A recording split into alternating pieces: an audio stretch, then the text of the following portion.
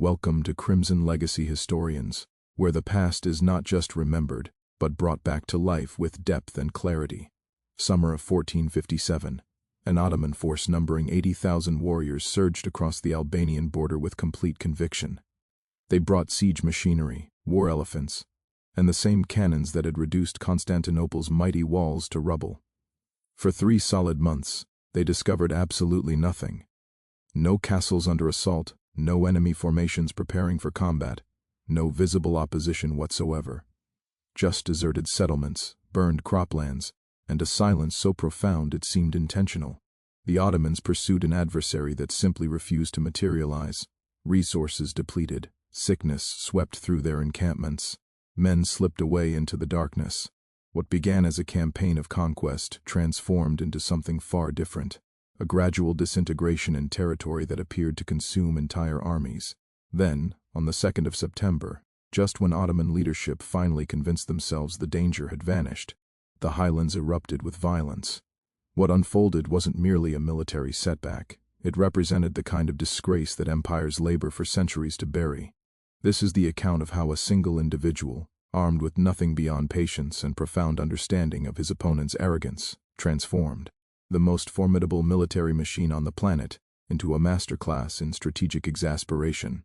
And it begins with a young boy destined to become the empire's ultimate instrument. If you've ever questioned why certain chronicles vanish while others endure, you've found the right destination. Crimson Legacy. Historians unearth what the world attempted to conceal. Missionary correspondence, Ottoman records, abandoned testimonies. Every subscription reveals another humiliation empires sought to eliminate. 2 decades before the snare closed, a child perhaps 8 years of age passes through the entrance of the Ottoman imperial court in Edirne. His name is Gjergj Kastrioti, offspring of an Albanian nobleman, and he's been seized, though not through abduction. Surrendered through negotiation. This was the devshirme mechanism, a strategy so systematic it hardly registered as brutality. The Ottomans would locate the sons of subjugated aristocracy, present their fathers with an option that wasn't truly optional, and integrate these children into the empire's war apparatus. The reasoning was sophisticated. Transform your adversary's successors into your most devoted commanders. For 20 years. This approach functioned perfectly with Gjergj. He was enrolled in the palace academies where the empire cultivated its future military leaders. He mastered military architecture, mounted warfare, tactical planning, supply management, fortress assault techniques. He absorbed Ottoman Turkish, Persian, Arabic languages. He embraced Islam and adopted a different identity. But more significantly, he learned how the empire reasoned.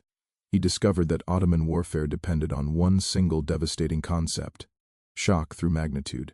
Deploy a force so massive that opposition appears insane. Advance so rapidly that enemies collapse before they can coordinate. Generate the perception that resistance is pointless. Then observe as most conflicts settle themselves before a single projectile launches. The mechanism succeeded because most adversaries accepted it. By his mid-20s, Gjergj, now designated Skanderbeg, Lord Alexander, commanded Ottoman military formations. He directed victorious operations in Anatolia and throughout the Balkans. His standing reached the Sultan's closest advisors.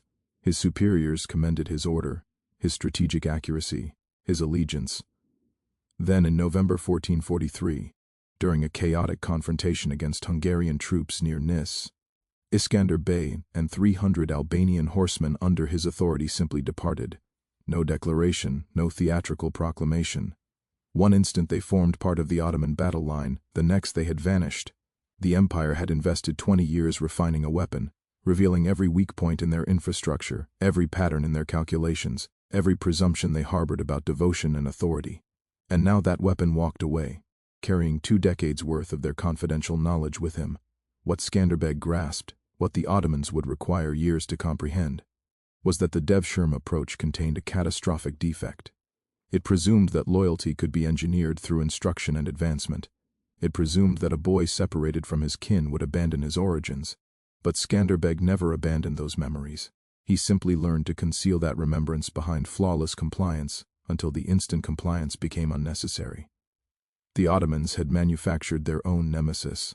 They had granted him entry to their strategic chambers, their planning conferences, their internal discussions about where the empire demonstrated strength and where It showed fragility. They had revealed how judgments traveled through the authority structure, how provisions were distributed, how intelligence was collected and evaluated, and most devastatingly, they had instructed him to reason like an Ottoman general, which meant he understood precisely how an Ottoman general would react to any circumstance. This wasn't simple betrayal.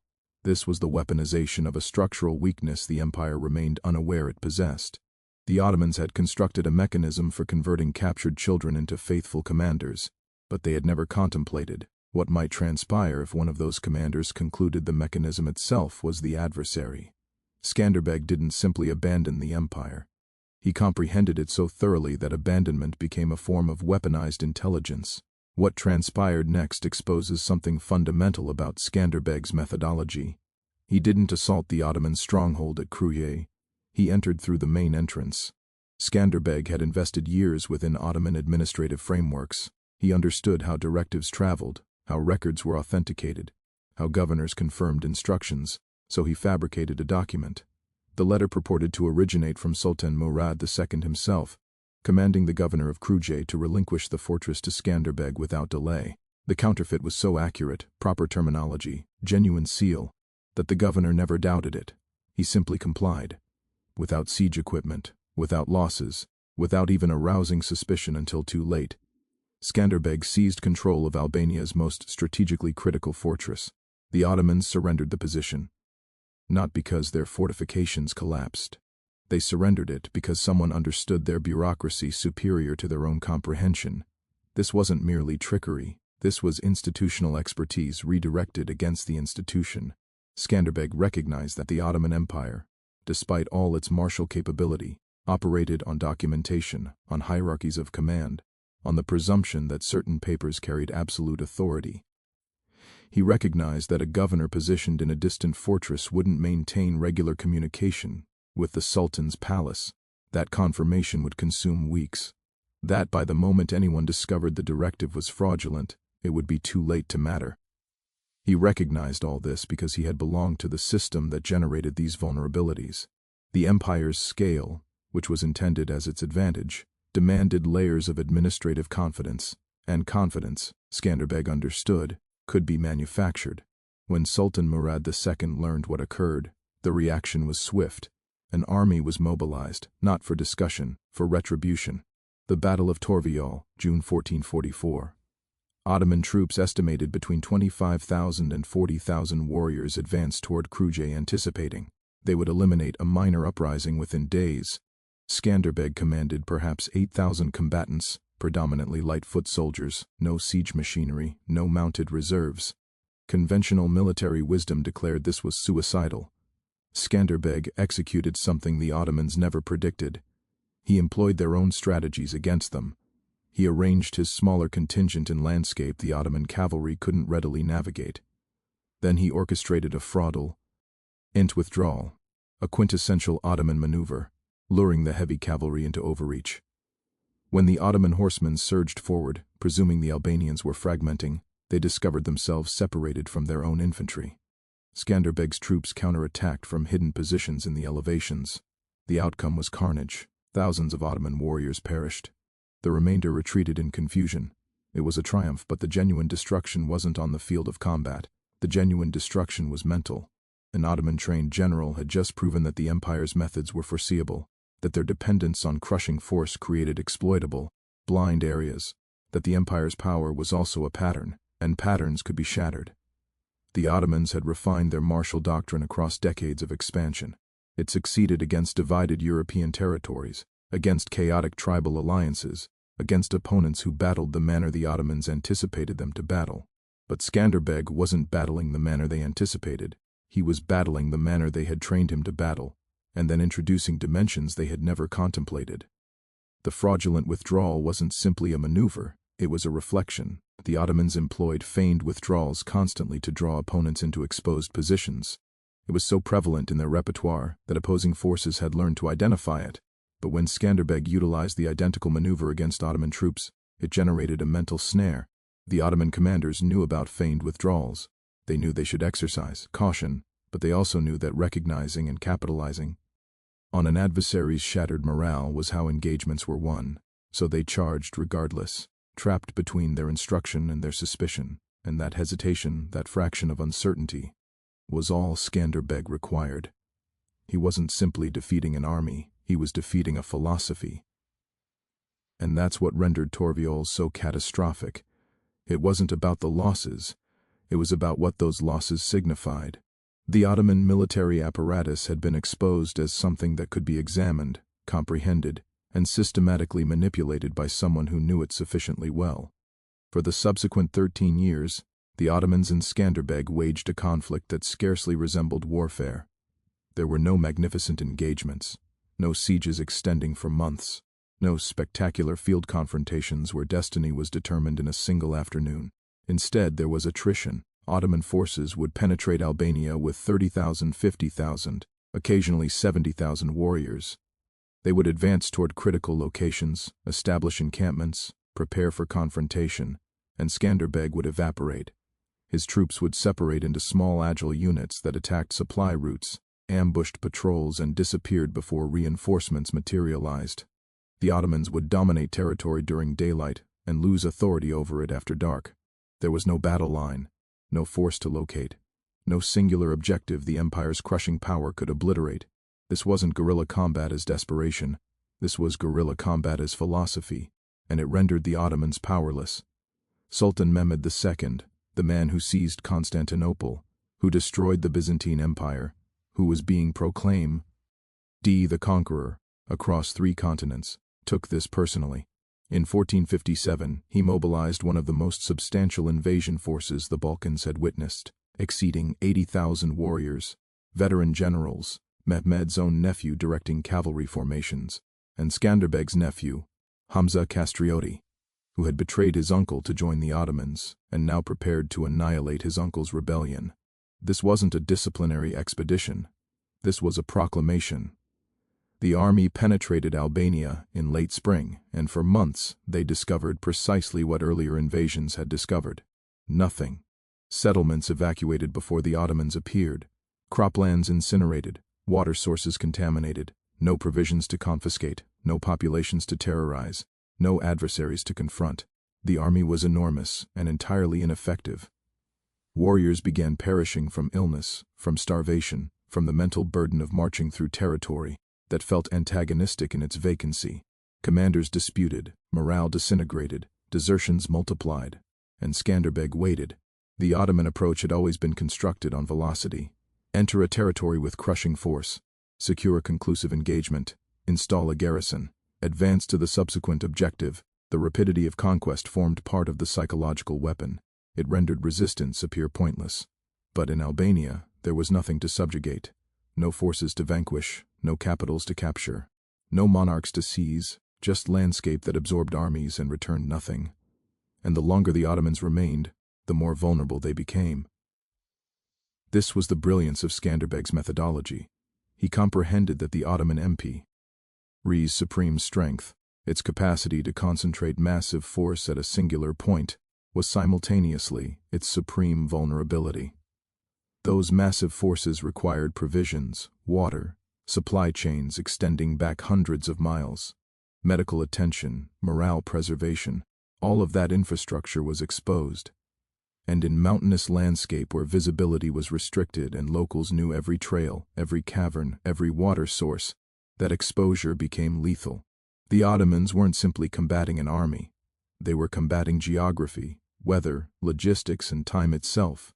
Every day they remained in Albania without securing a conclusive triumph was a day their warriors grew more depleted, their provisions diminished further, their commanders grew more aggravated. Skanderbeg didn't require battlefield victories. He simply needed to guarantee the Ottomans couldn't achieve them either. And in that deadlock, in that refusal to provide the empire what it demanded, he was destroying something more precious than territory. He was destroying certainty. The Ottoman military infrastructure was constructed on the presumption that difficulties could be resolved with adequate force, that opposition would collapse when confronted with overwhelming power, that terror and shock would accomplish most of the work before a single warrior engaged. But Skanderbeg wasn't terrified. His troops weren't shocked. They were patient.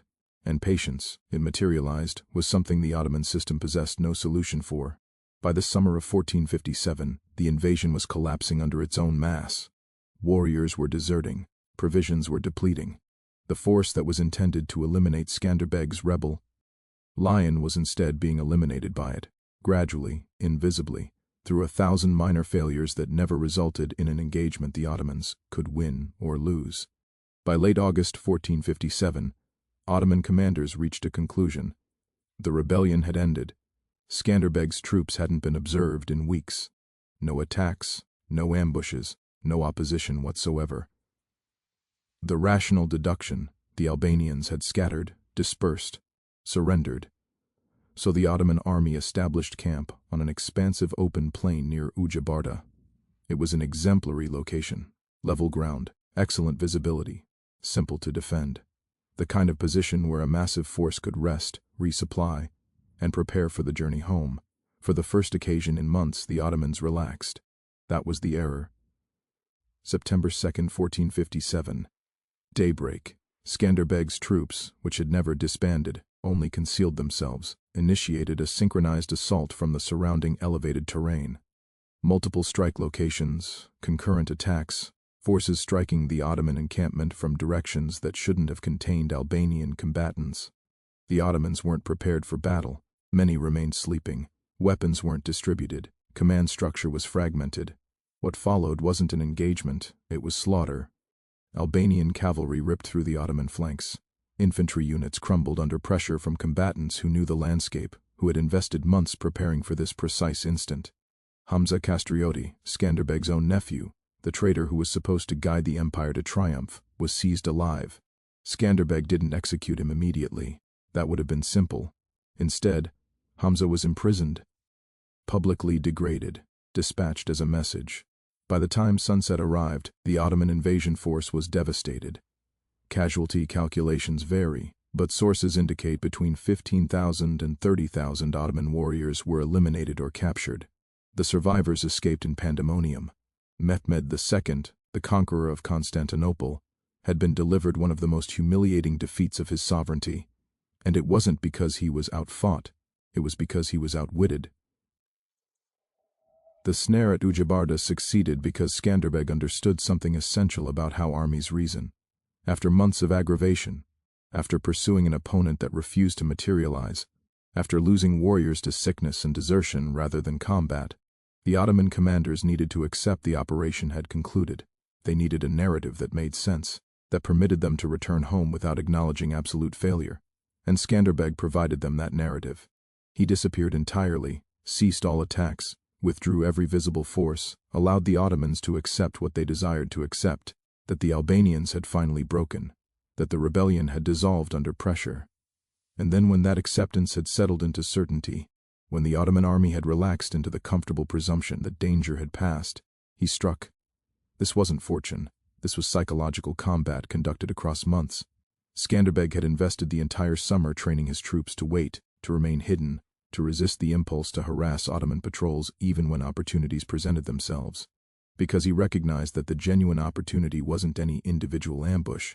It was the instant when the Ottomans ceased searching for him, when they transitioned from combat preparedness to the administrative mode of concluding a campaign. That transition, that psychological shift, generated a window of vulnerability, and Skanderbeg had invested months engineering that precise window. The assault itself was a demonstration of coordination that shouldn't have been achievable for a force that was supposed to be scattered and demoralized. Multiple units striking simultaneously from different directions meant that Skanderbeg had preserved command and control even while invisible, that his troops had been positioned, supplied, and briefed, without the Ottomans detecting any of it. The Ottoman reconnaissance had reported empty highlands, and they were correct. The highlands were empty of visible dangers, but Skanderbeg's forces were there, camouflaged, disciplined, waiting for a signal that would only arrive when the conditions were perfect. The casualties at Ujabarda were devastating, but the genuine damage was to reputation. Mehmed II had conquered Constantinople. He had shattered the Byzantine Empire. He had defeated Crusader forces, and now he had been humiliated by a regional commander in a conflict that wasn't supposed to extend beyond a few months. The empire's adversaries noticed. Christian territories in Europe, who had invested decades terrified of Ottoman expansion, suddenly perceived a fracture in the facade. Skanderbeg became a symbol not because he secured a single engagement, but because he had demonstrated that the Ottoman military apparatus could be frustrated, exhausted, and embarrassed if you refused to battle on their terms, that the empire's magnitude, would be transformed into a weakness, that patience and terrain knowledge could neutralize numerical advantage. After Ujabarta, something shifted. The Ottoman Empire didn't simply want to defeat Skanderbeg. They needed to eliminate what he represented. Mehmed II personally directed multiple invasions. He brought the same siege cannons that obliterated Constantinople to the walls of Cruje. Massive bombardments, extended sieges, attempts to starve the Albanians into capitulation. None of it succeeded. Even when the Ottomans controlled territory, they couldn't maintain it securely. Supply transports were raided, garrisons were ambushed. Every triumph required such overwhelming force that it became unsustainable. The empire was expending vast resources, wealth, warriors, political influence on a conflict in a mountainous corner of the Balkans that refused to conclude. And the reason it refused to conclude wasn't military capability. It was strategic patience. Skanderbeg never attempted to conquer Ottoman settlements. He never tried to control large territories. He didn't construct an empire of his own.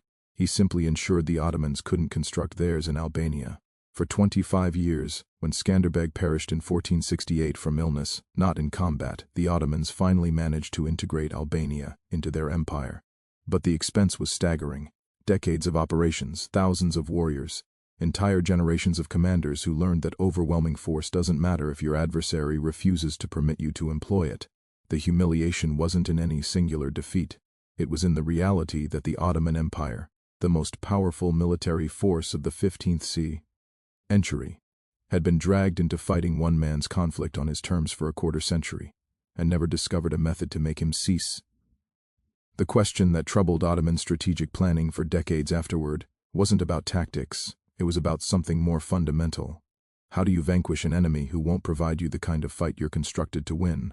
The Ottoman military system was engineered for specific situations. Field engagements where numerical advantage mattered. Sieges where superior artillery could breach walls. Campaigns where velocity and shock could compel surrender before enemies organized opposition. All of that doctrine, all that institutional knowledge became irrelevant against someone who simply refused to participate in those situations. Skanderbeg's conflict didn't fit into any category the Ottomans had developed strategies for. It wasn't a siege because there was no static defense to breach. It wasn't a field engagement because there was no force to locate and annihilate. It wasn't a rebellion because there was no political structure to negotiate with or eliminate. It was something else entirely. A sustained refusal. A conflict defined not by what Skanderbeg executed, but by what he wouldn't permit the Ottomans to execute. And that reversal of initiative, that constant denial of the decisive confrontation the empire required, was more psychologically damaging than any battlefield defeat, because it revealed that the Ottoman system, despite all its power, had a gap. It couldn't compel someone to fight. It could only generate conditions where fighting appeared to be the rational option, and if someone was willing to withstand those conditions, willing to sacrifice immediate gains for sustained resistance, the empire's influence evaporated. Skanderbeg proved that the empire's reputation for invincibility was constructed on opponents who accepted it. But if you didn't accept it, if you understood that the empire's strength was a performance that required your participation, then you could simply refuse. And in refusing, you could transform the empire's greatest assets into liabilities. Their large forces needed massive supply networks. Their reliance on velocity meant they couldn't sustain extended stalemates. Their need for conclusive victories meant that ambiguous outcomes felt like failures. All of these structural characteristics, which had been advantages against conventional adversaries, became vulnerabilities against someone who understood how the system functioned and where its breaking points existed. The Ottomans never solved the Skanderbeg problem. They outlasted him. When he perished, his alliance fragmented. Without his leadership, the Albanian resistance couldn't sustain the same level of coordination. The Ottomans advanced, installed their administration, and declared victory. But internally, among military planners and strategic thinkers, the Albanian campaign was examined as a warning. It demonstrated that the empire's power was conditional, that it functioned when adversaries engaged on Ottoman terms. But when someone rejected those terms, When someone was willing to exchange conventional victory for sustained denial, the empire's options narrowed dramatically. And that lesson, that vulnerability, influenced Ottoman strategic thinking for generations. It rendered them more cautious out campaigns in difficult landscape, more conscious that overwhelming force didn't guarantee overwhelming success, more aware that reputation and psychological dominance, while valuable, could be systematically eroded if an adversary was patient enough and disciplined enough to withstand immediate pain for sustained effect. Skanderbeg's resistance wasn't simply about Albania. It was a proof of concept, a demonstration that the Ottoman Empire could be resisted, not through superior forces, but through superior patience. Skanderbeg didn't triumph by being stronger. He triumphed by being ungovernable. He understood something most of his contemporaries didn't, that the greatest vulnerability of an empire constructed on absolute power is that it cannot function when someone refuses to acknowledge that power. The Ottomans could deploy 100,000 warriors, but they couldn't deploy them against an adversary who wouldn't remain stationary long enough to fight. They could conquer settlements, but they couldn't conquer patience. For 25 years, one man transformed the empire's greatest strength, its magnitude, its certainty, its belief in inevitable triumph, into the mechanism of its own frustration. And that's a form of defeat no quantity of soldiers can eliminate. This is Crimson Legacy historians, excavating the victories empires tried to bury,